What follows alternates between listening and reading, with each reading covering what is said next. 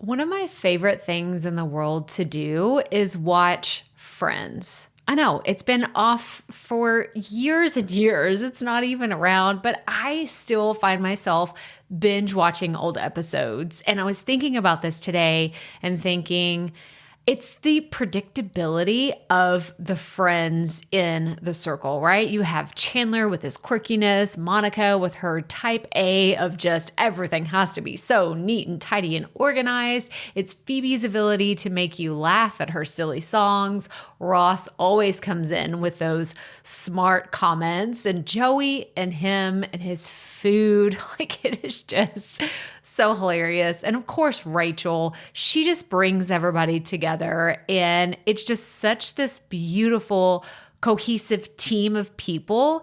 And it's why I wanted to come on and share with you today that I have an opportunity for you to find your friends in the content creation space. So if you are thinking about creating your first or your next digital course, I don't want you to miss this opportunity because Amy Porterfield just opened the doors for registration for her Course Confident Bootcamp. And I'm actually offering a special bonus for anyone that registers for the Course Confident Bootcamp through my special link. So I want you to go to krystalprofit.com/Amy-bootcamp to register.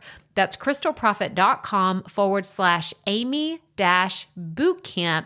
And what you're going to find when you get there is I have this special bonus private podcast series. It's called Money Mindset for Creators. So I want you to go register for Amy's bootcamp, download the podcast, and immediately start listening to it, because what this training is set up to do is to help you get your mind right about monetizing your content, making money so that you can fuel your content creation dreams. So go to krystalprofit.com/Amy-bootcamp to register for Course Confident. And I cannot wait for you to find your friends and find the people that will be there for you. Do you see what I did there? Yeah, nice little friends segue connection.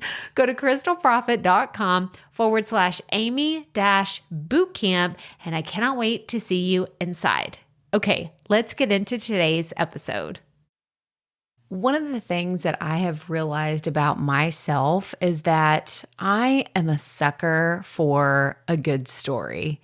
And I feel like recently the different interviews that I've had with creators and business owners and entrepreneurs is I just love their stories. Like, oh my gosh, I hope that you enjoy all the interviews that we do here on the show, but I have a super special treat for you because today I'm chatting with Laura Meyer.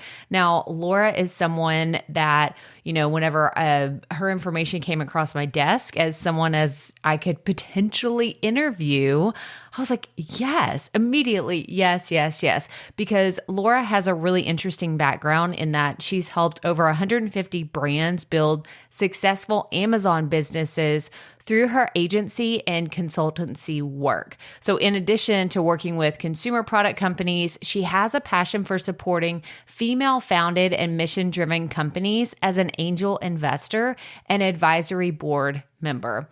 So when she isn't building businesses, she spends time with her husband, her 1-year-old daughter, and 2 dogs on their farm in Massachusetts. We're going to talk about that in today's interview, but it's going to be such a good one. I hope you enjoy. Let's get right to it. Welcome to the Profit Podcast, where we teach you how to start, launch, and market your content with confidence. I'm your host, Krystal Profit, and I'm so excited that you're here. Thanks for hanging out with me today, because if you've been trying to figure out the world of content creation, this is the show that will help be your time-saving shortcut. So let's get right to it, shall we? All right, Profit Podcast listeners, I'm so excited about today's guest. Welcome to the show, Laura. Thank you so much. It's a pleasure to be here. Yeah, so you have such an interesting business, and I cannot wait to just dive right in because 1, I love to talk about marketing.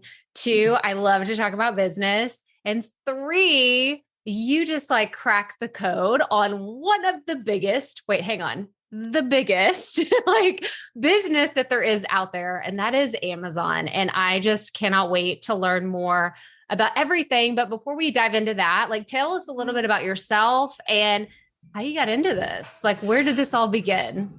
Yeah, well, I will say the beginning of the journey, I feel like actually goes back to my childhood and how I was raised. So I'm originally from Michigan and I grew up working in my dad's hardware store. So I joke that I've been in retail really since I could walk and talk because our family, like classic, just like, middle class Midwest, our family vacations weren't to like Disney World or like classic 1990s destinations. No, we went to the Ace Hardware shows as our family vacation. So instead of seeing Mickey Mouse, I was seeing the Weber display at the Ace shows. But I think that the more obvious journey is that I did work for Amazon corporate. And I worked for their media group specifically back in 2015. And it was there that I saw the opportunity and was inspired to be able to help brands tame or at least take on the retail beast and make it more of an opportunity versus a threat.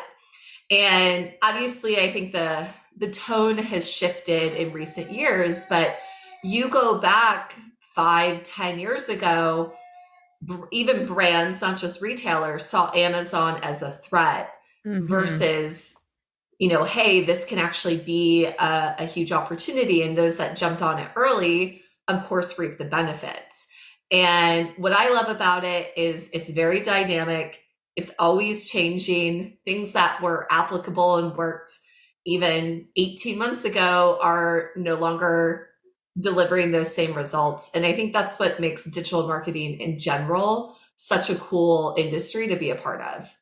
Oh my gosh, I have 1,000 questions because I can tell you that from just the different, like in my small circle, right? Because I mean, let's be honest, I'm a homebody. I don't get out much. I don't do a lot of social things. I mean, who does anymore? Me either. But, By the way, I should also know I left New York City and now I live on a 400-acre farm with my husband and our daughter and 2 dogs. So it's amazing. That's amazing. That's who's making some background noise. I'm not going to lie. That's all right. It's all right. We love it around here. But I mean, I'm just thinking about my small group that's pretty tight knit. And I'm thinking my husband wanted to do drop shipping stuff on Amazon before, like tested that. I have friends that recently in the last 2 years have started doing like, I think it's called the DSP, where it's like they have the fleet vehicles. Like, I bet people listening to this right now know someone that has tried something on Amazon, whether it was, selling their own stuff or working with other companies to get something up and going. But with that being said, what is like the thing that really drives you to go all in on Amazon? Because I feel like there's some people that are hesitant. There's people listening right now. They have small businesses, they have digital businesses, and maybe they're like, I don't know if I could do that. Like it feels scary to them. So is that something that you've encountered along your journey in just working with Amazon or working with other small business owners?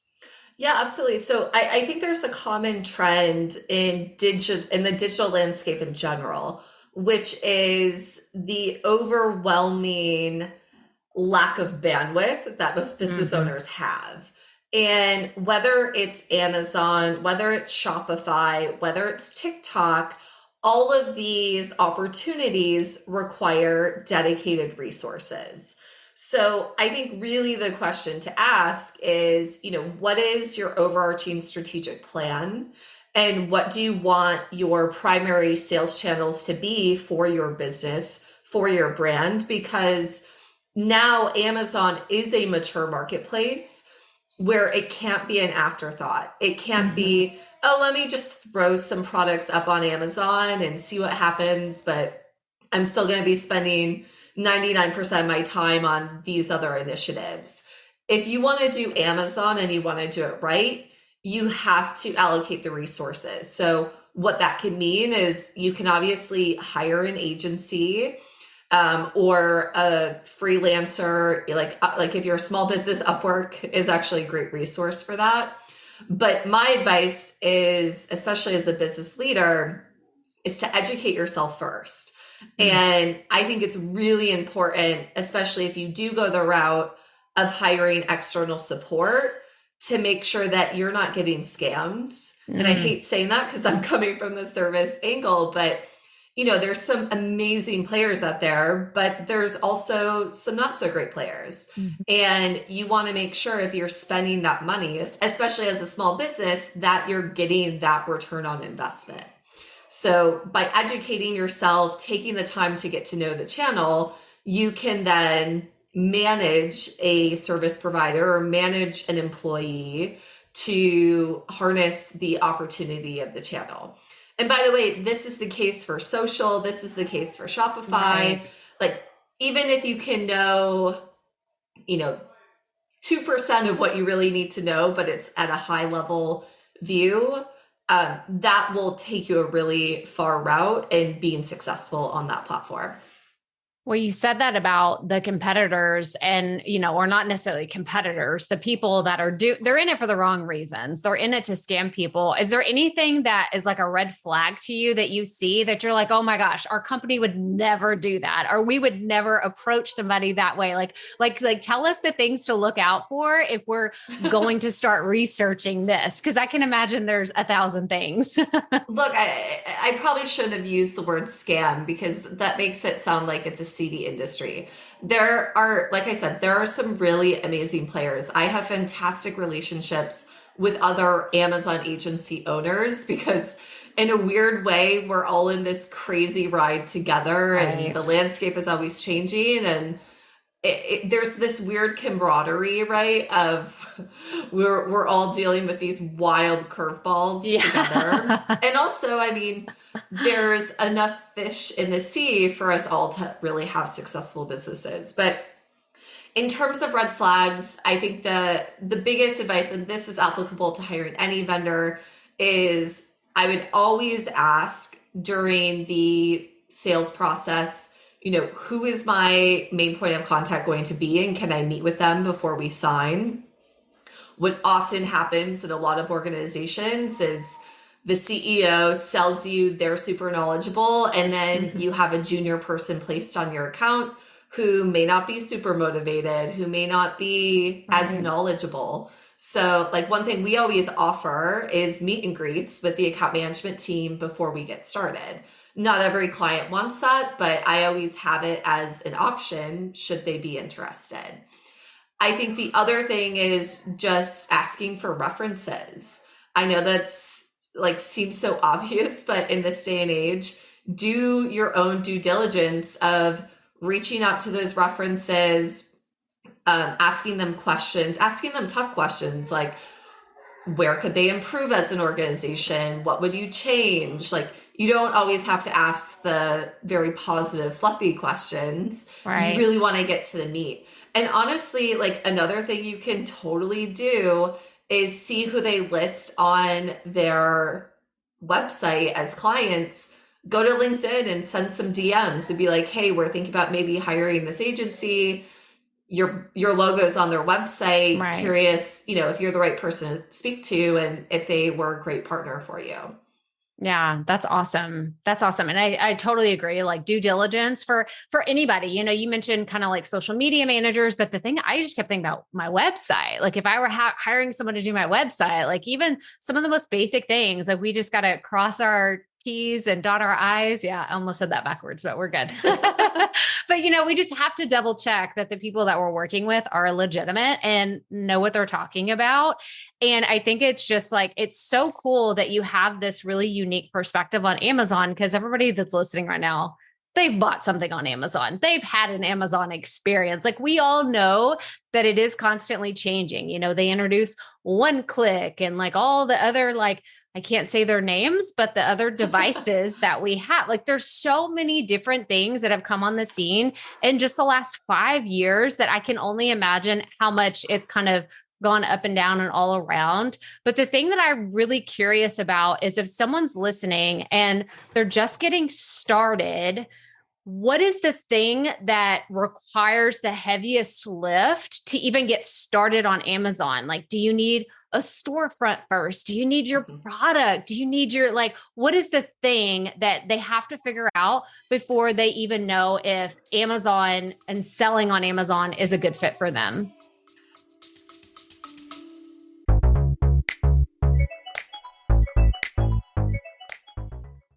Being a woman in business comes with its own unique set of challenges, but also so many opportunities. We get ahead by leaning in to what makes us different from business as usual. I'm Samantha Hartley, host of Profitable Joyful Consulting, inviting you to a special 6-episode series exploring the experience of being a woman in business. You want to hear from women consultants who've hit $1 million, who sell 6-figure engagements, or who've broken their own revenue ceilings? Yeah, those are my clients, and they'll be sharing too. Join me for 6 must-listen episodes that tackle key challenges for women consultants. Follow Profitable Joyful Consulting on your favorite podcast app.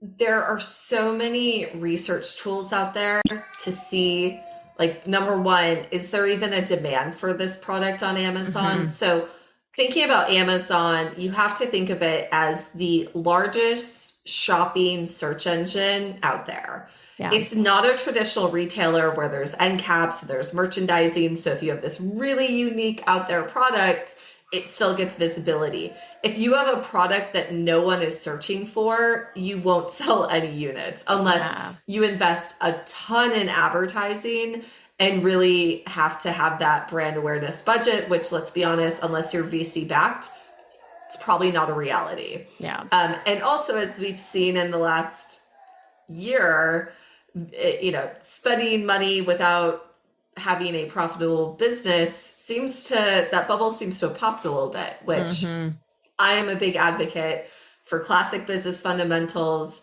You can obviously go in the red for a period, but you need to have a path to the green. Yeah. So I think when it comes to getting started on Amazon, number one is the product. Is the product a good fit for Amazon?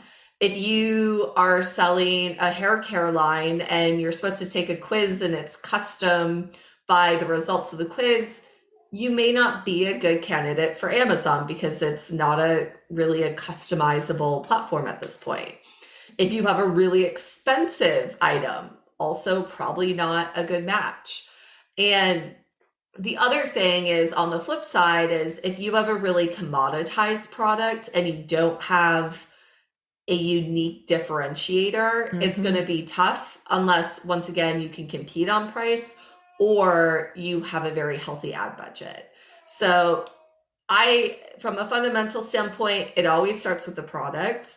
The second thing is the inventory planning. And I think for a lot of small businesses, this can be a challenge because obviously buying inventory is a big cash constraint. And it's the educated guess of the century when you're trying to build these forecasts of allocating the cash that you have to buy the inventory and to buy the right inventory and then to sell through that inventory so you have more cash to buy more inventory and so forth. But really thinking it through, because a mistake I've seen some smaller businesses make is they think they can just pull their Amazon inventory from what they've projected for maybe their wholesale or their D2C channel. And the problem with that is if Amazon does really start to take off, then you go out of stock. Yeah. And going out of stock on Amazon is a kiss of death. There is a rumored saying out there that for every day you're out of stock on Amazon, you lose relevancy you lose 4 days of relevancy. So what that means is, because it's a giant shopping search engine, SEO or search engine optimization is a huge component of your visibility and driving sales. Yeah.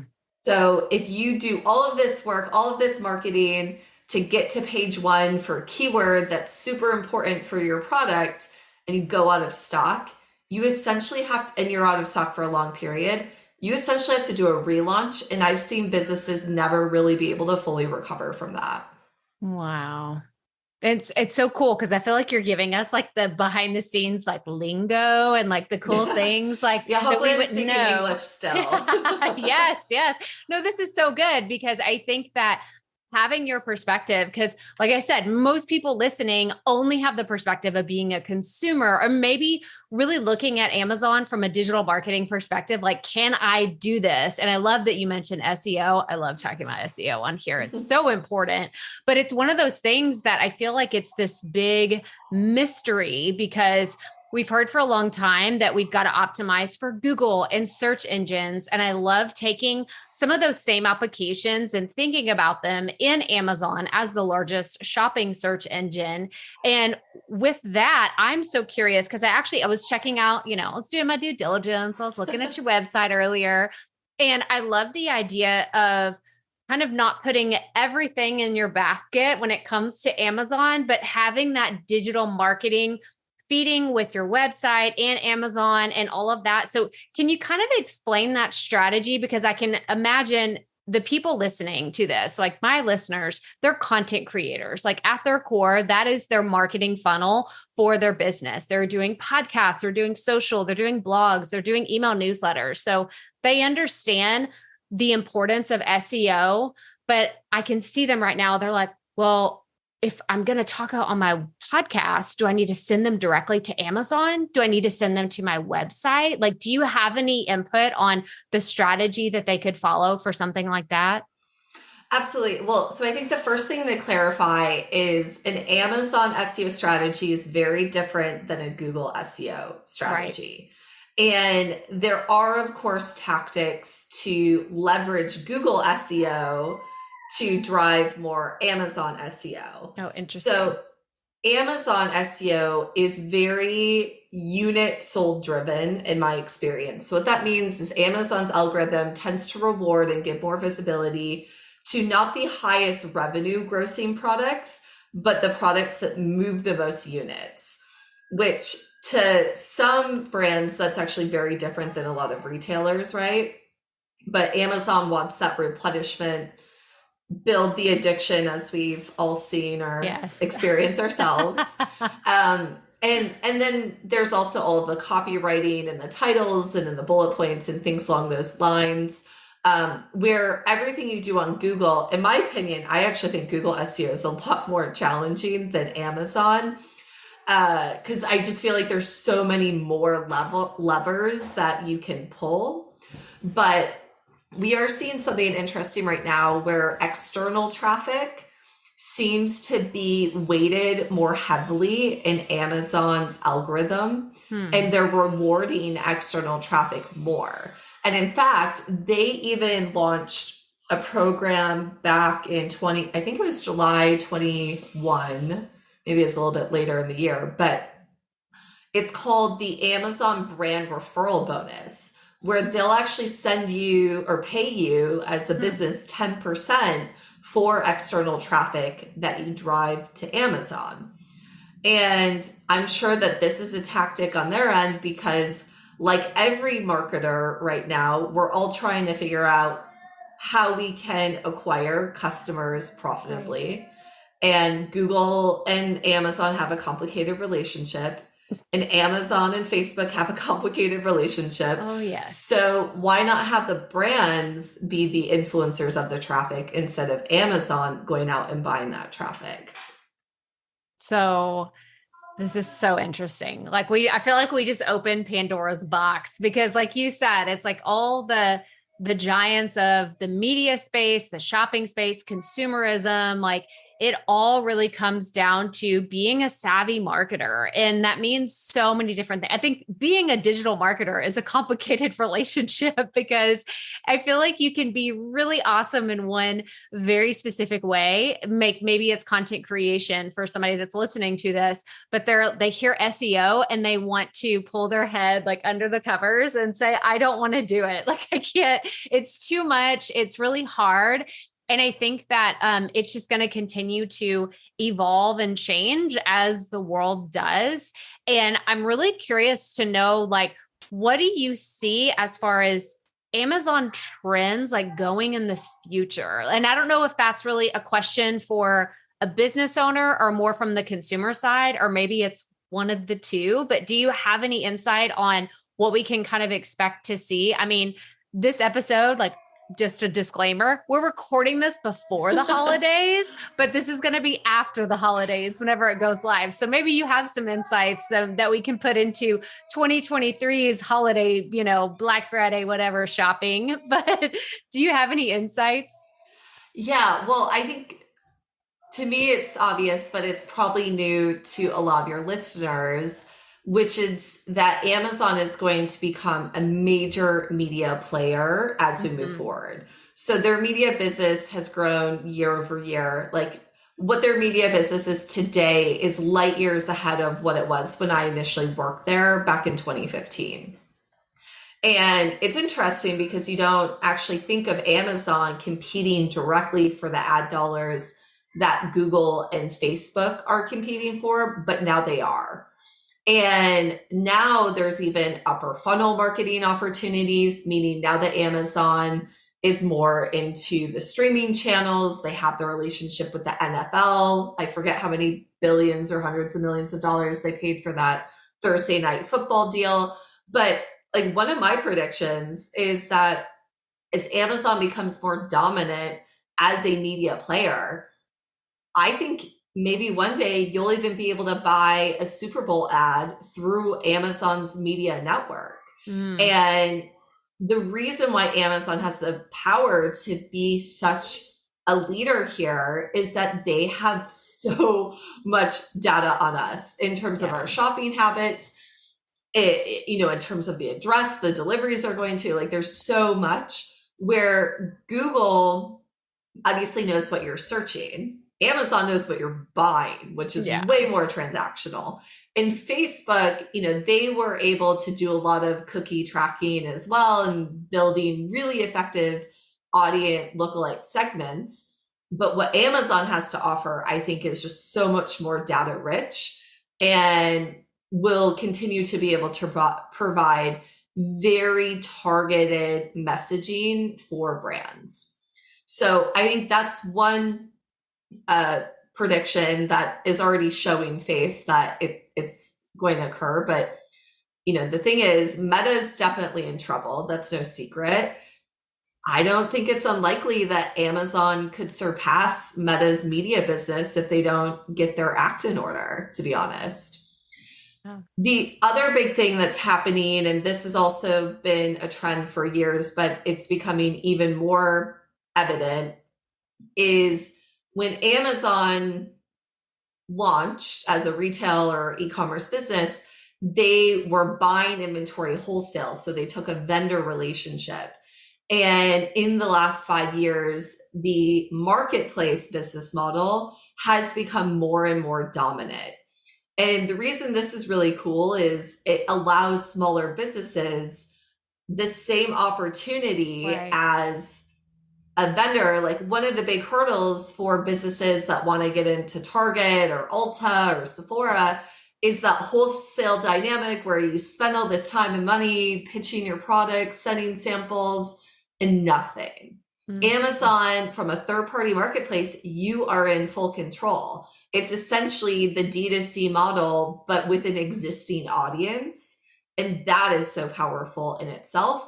So I actually foresee the vendor side of Amazon's business continuing to shrink in terms of the number of businesses working with vendor, and more businesses moving to the marketplace or what's called seller central business model.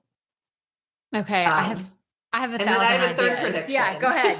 No, well, I think the other third prediction is that they've always been a huge logistics player for their own channel, but now they're really like 3PLs. If you're a small business and you've tried to work with a 3PL in the last 2 years, there are not a lot of good 3PLs out there. So explain what that is real fast. So somebody listening, I don't know what that is. A third-party logistics partner.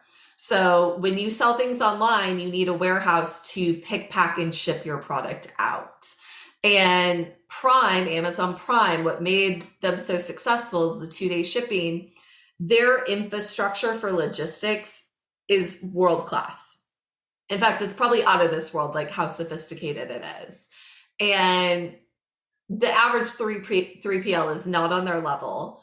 And once again, like I sympathize for a lot of the 3PLs because I think that they had struggled staffing their warehouses the last few years because of COVID, because of the just boom that happened in e-com. But a lot of 3PLs can be really unreliable. So if anyone knows of good 3PLs, I'm all ears because I get asked this a lot. And I get like years ago, I gave recommendations to a 3PL and it bit me in the butt because they didn't get inventory out and I ended up losing the client. So maybe I'm just a little extra salty from that. But I think that they'll continue to be a huge logistics partner, not only for Amazon orders, but for a lot of online orders overall. Yeah. Oh my gosh. Like I love the talk of kind of where it's been, where we're going, like the present day, but also the future. Like it's almost like future pacing us for what we need to pay attention to, because I know that there's a lot of people listening right now. It's the beginning of the year and they're thinking about, okay, I really want to do something big in my business. And I know that there's a lot of people that are really focusing on like, how can I take my business to the next level? And what does that look like? And I feel like Amazon is one of those things because so many of us are in the digital space. Like we got into this because we're like, I don't have to have inventory. I can have products that are purely digital. And so if somebody's listening to this right now and they're thinking, I might want to try this, but I'm also scared to invest a ton of inventory, just like what you were saying. Like they have this like, I don't know how to forecast this. They've never had any sort of retail. They've never had a storefront. They've never done brick and mortar. Like, do you have any advice for them in how to approach it without totally coming up like, I mean, without wasting it all? Like, I know that sounds so silly because hopefully everybody listening, you know better. Like, you know better. You know what a safe investment is for you. But I'm just curious if I were coming to you, Laura, and I'm like, Laura, I want to get an Amazon and I've got like $20,000 that I want to invest and I want to find a really good product. What would you say? Well, I think the first thing is I always like to take a step back, right? And ask like, what are the goals for your business in the next 3 years? And is launching on Amazon aligned with those goals, or is it a shiny object? Because as entrepreneurs, and I am guilty of this many times over, right? We see shiny things, we see things that generate revenue, and we go after them, but maybe it's not the right decision for our business model. So I think that's the first thing is if you aren't an inventory business, but you want to become one, making sure that it aligns with your business model. And I think like a great example of a business that has done this, and I guess disclosure, I made like a small angel investment in them, is a beauty brand that launched earlier this year called Dior. And they were a media and content company for several years. So they built this loyal audience. They had this following. And by the way, this is also what Glossier did too.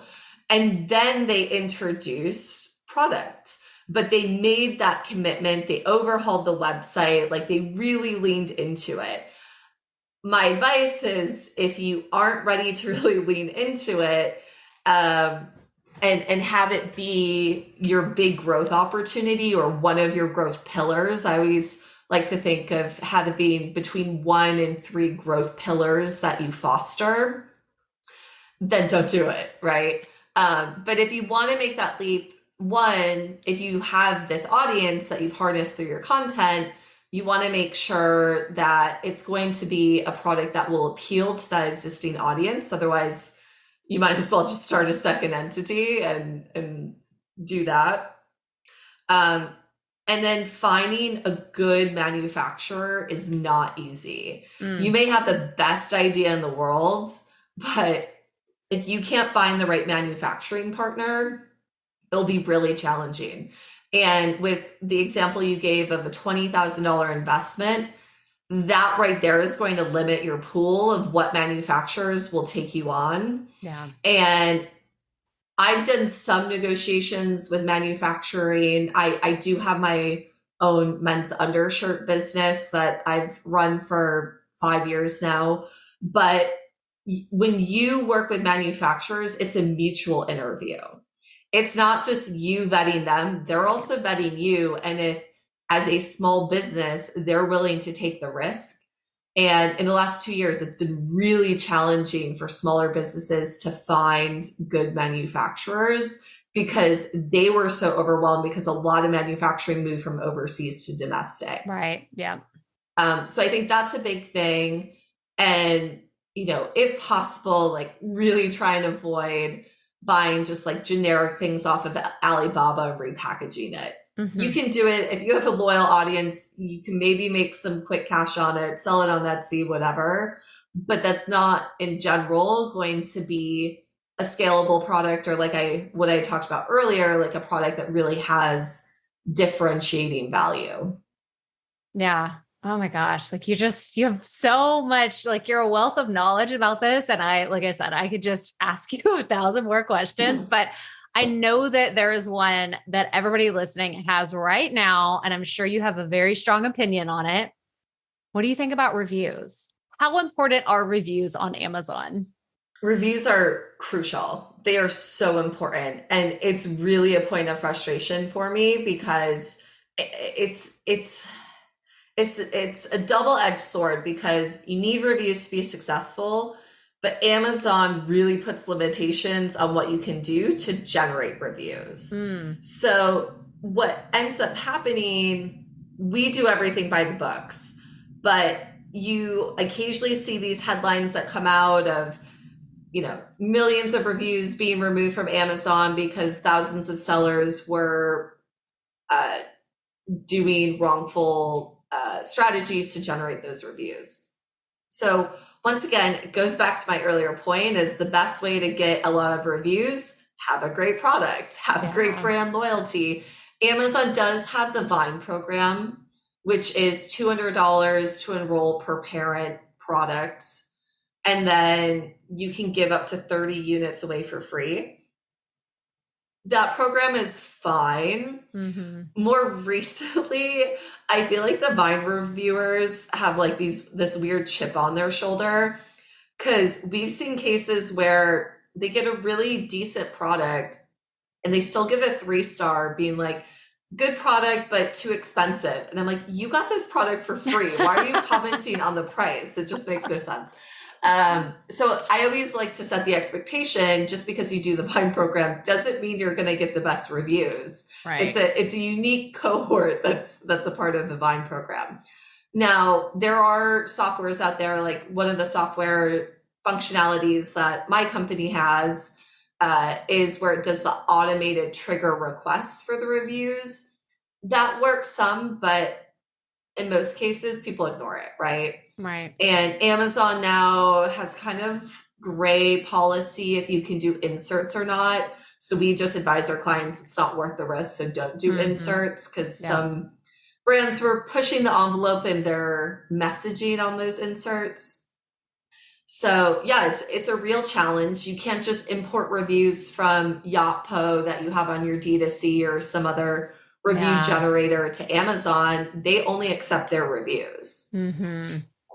Oh, this is so interesting. Especially I think it was on a LinkedIn article or something. They were talking about that your Amazon third-party sellers will be able to email you. Is that something that was like a rumored thing? Or is that like, I remember it was in the context of like, after you make a purchase, they would get your email. And I started thinking about it and I'm like, well, I bought something that was $3 and it was like something for our kitchen sink. I don't care. Like, I will probably never buy that again unless it breaks again. And I don't care about that. Is this something that was just a rumor, or do you have any information about that? So what I do know is that during Amazon Accelerate, they announced a program where on the storefront, if you follow a brand, they can essentially do email marketing. But that's more for product announcements. and Okay. engagements, less like the review thing. I did also hear a rumor about that they were setting up like a live chat function where brands could like live chat with the customer instead of Amazon.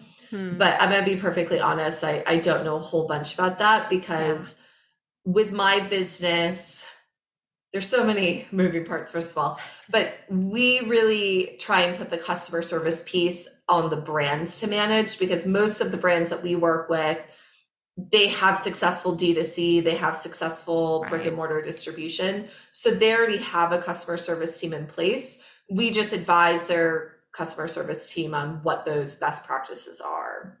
Yeah. And that makes sense, especially because it seems like it's like, you don't know what people are doing on Amazon. You could be the 17th thing that someone has in their cart, and then they're actually mad about something else that's happening on the platform that has nothing to do with you too. So it's like kind of seems like a little murky water. Well, and I've definitely seen this over the years, right? Where the brand gets a message from a customer demanding to know where their product is. Well, Amazon's the one handling the logistics. So it's actually not on the brand to know where it is. I mean, I could just see like 1,000 loopholes and different things that could be tricky, but that's why y'all should hire Laura if you're thinking about doing this, because her business, like that's what it is. So tell us a little bit about your agency and what you do to work with brands. And if somebody's listening right now and they're interested in all asking you 1,000 more questions, then what would that look like? Yeah, definitely. So my business has continued to expand in terms of our service offering. Our core and what we're known for is our full service Amazon management, meaning we're helping with the inventory piece, the creative piece, the troubleshooting piece, the media buying piece, the SEO, like the list goes on. It's very dynamic. And then we also have our own brand management software called My Horizon. So I'm very fortunate that I married a computer science engineer. So my husband helped lead that project, although now we have a full team that's executing on that. And the goal of this was to really make Amazon much more user-friendly from a data analytics perspective. There could be a whole other podcast on what metrics you should be tracking as it pertains to selling on Amazon.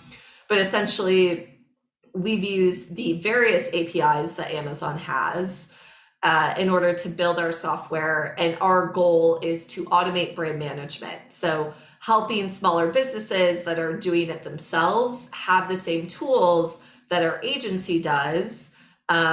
Because typically for the agency side of the business, we're working with brands that already do $1 million a year on Amazon. And it's our goal to take them to 10, 15, 20 million over multi-year engagement. So there's that. And then we also do influencer marketing, but specifically for driving traffic to Amazon. So also, we're always building our Rolodex of content creators. So if that's of interest, I'll plug that too. And then the other expansion that's super interesting is just the retail media landscape in general. Mm-hmm. So Walmart obviously has copy and pasted Amazon's business plan for their advertising. Mm-hmm. Target, Walgreens,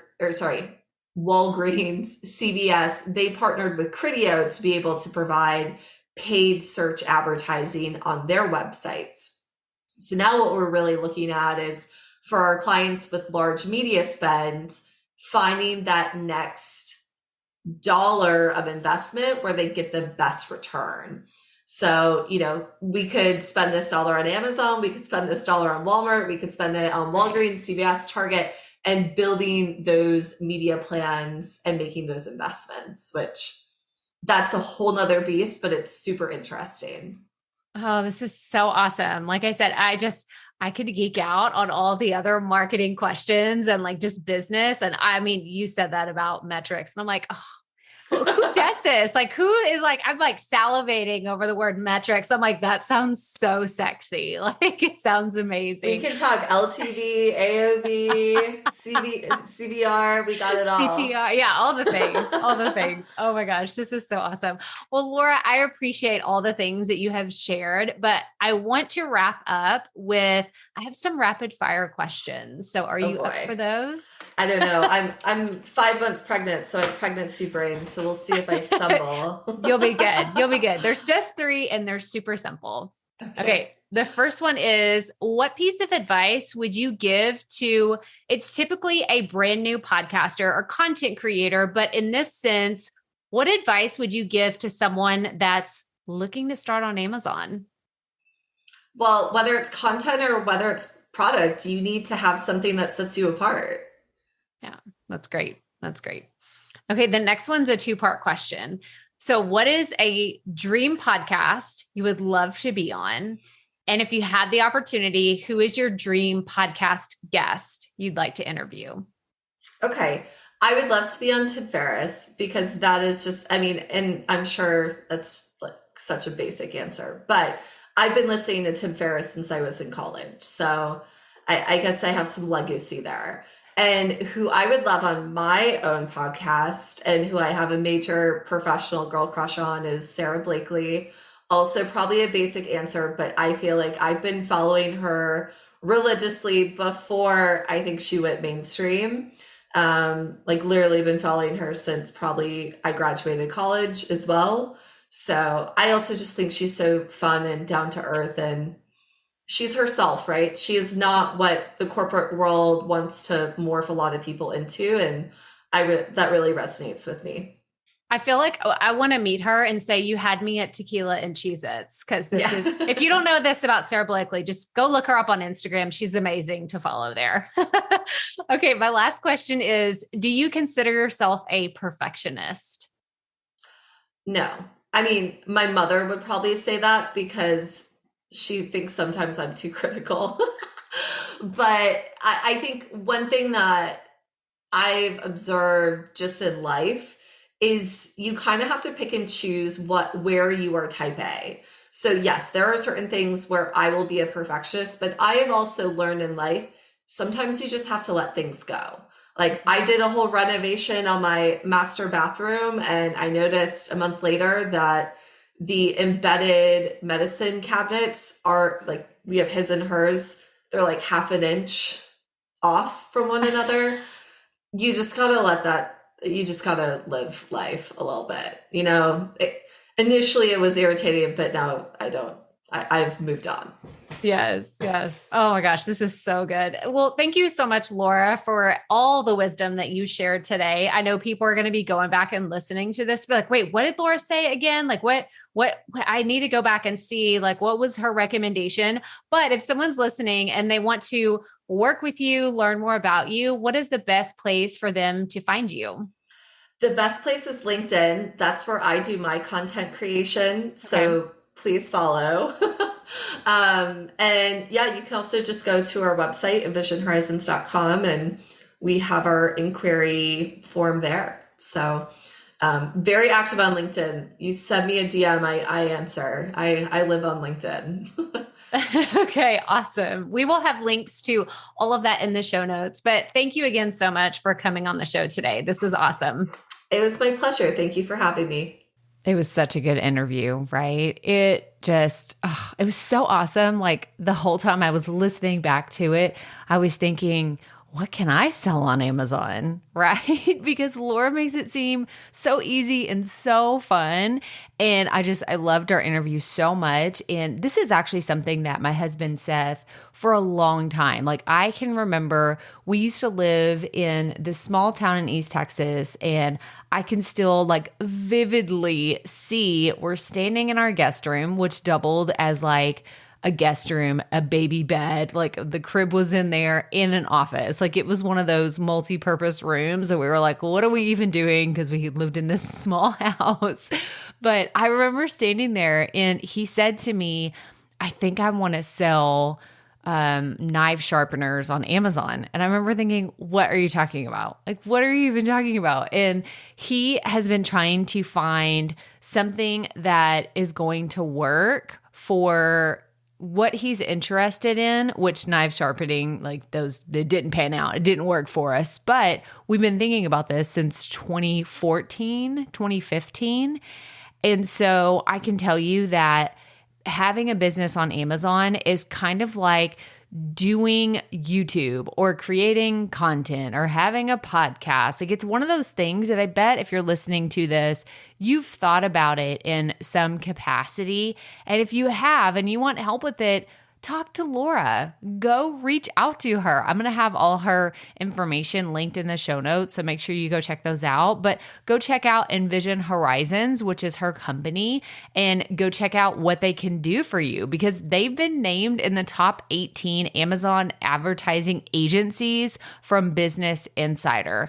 And they support people that are in the beauty space, baby and health, household brands, but they really represent people from all categories. So if this is something that you've been like noodling around with that idea, you're like, I don't know, that sounds like it could be fun. It sounds like it would be like the perfect addition, right? The next channel or the route to market that your product or services could really benefit from. Like if you know, because I've thought about this too.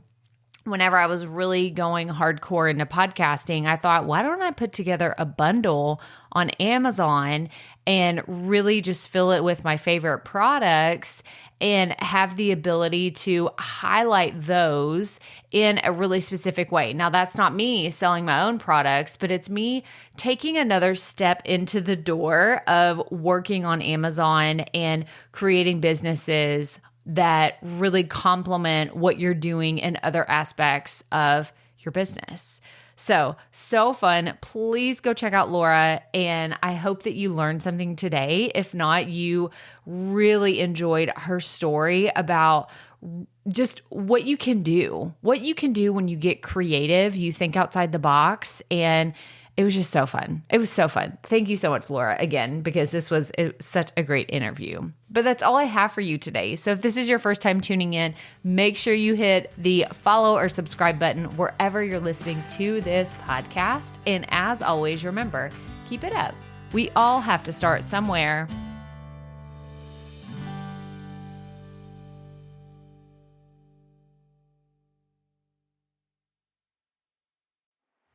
Hey, Profit Podcast listeners. Thanks for sticking around to a little bit after the episode to hear this special message, because I want to hear from you. We are starting a new segment called Fan Mail Shoutouts, and I want to hear from you, and I want to hear your questions. What do you want to know? What questions have you been dying to ask me? So here's how to make this happen. Go to the app where you're listening to this podcast right now. Go there. I'll wait a second. Okay. Now, once you're there, you're going to see a hyperlink at the top of the episode description that says, send Krystal a text message. And that's all I want you to do. Send me a text. It could be casual, informal. It could be totally anonymous. Or if you want, you can include your name and the name of your podcast or content wherever you are creating, and I will give you a special shout out in an upcoming episode. So again, go to the show notes for where you're listening to this episode right now, and it will say, send Krystal a text message. And I cannot wait to hear from you and give you a shout out in an upcoming segment of Fan Mail Shoutouts.